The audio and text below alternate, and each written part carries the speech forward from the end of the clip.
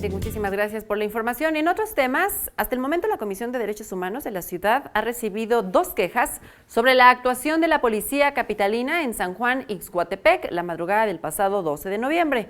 La ombudsperson local, Nayeli Ramírez, informó que el organismo que preside será el encargado de realizar las investigaciones y adelantó que por ahora se analiza la documentación entregada por las víctimas y se revisan los videos del día de los hechos. También destacó que el jefe de gobierno, José Ramón Ambieva, reconoció que sí hubo violaciones a los derechos humanos por parte de los elementos policíacos y que será a mediados del próximo año cuando se fijen las sanciones correspondientes.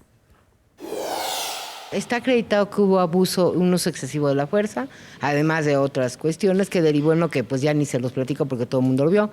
Entonces lo que nosotros haríamos es seguir insistiendo exactamente en me preguntan, ahí están los protocolos, ¿por qué no se realizan? Yo creo, entre otras cosas, porque seguimos viviendo una cadena de impunidad.